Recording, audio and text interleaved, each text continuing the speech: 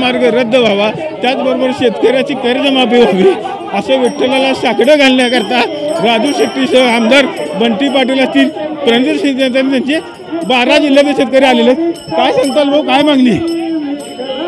शक्तीपीठ महामार्ग हा महाराष्ट्राच्या जनतेला नको असलेला महामार्ग आहे.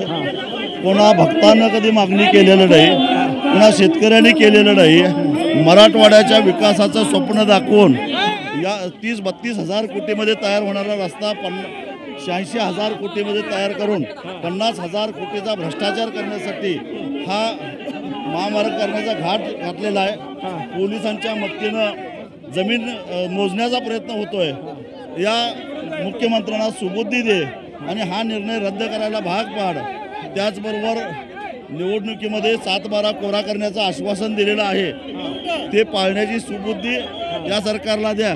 अन्यथा यांच्या विरोधात लढण्यासाठी पांडुरंगा आम्हाला बळ दे, हे साकडे घालायला मी आलोय. परंतु पालकमंत्री जयकुमार गोरे म्हणतायत की तुम्ही हे आंदोलन आज करायला नको आणि तुम्हाला देव सुबुद्धी देईल आणि तुमच्यामध्ये फरक पडेल. आज हे आंदोलन नव्हे, हे साकडे घालायला आलो आम्ही. पांडुरंग हा महाराष्ट्राचं दैवत आहे आणि म्हणून पांडुरंगाला साकडे घालायला आलोय.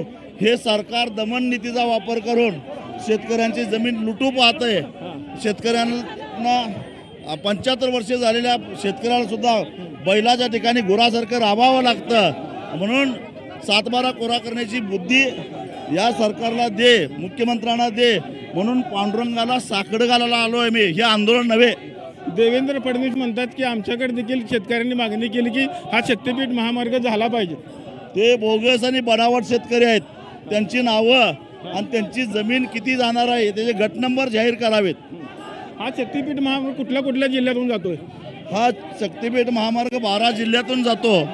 पवनारपासून पत्रादेवीपर्यंत 12 जिल्हे आहेत. त्याच्यामध्ये सिंधुदुर्ग आहे, कोल्हापूर आहे, सांगली आहे, सोलापूर आहे, धाराशिव आहे, बीड आहे, परभणी आहे, हिंगोली आहे, नांदेड आहे, यवतमाळ आहे, वर्धा आहे.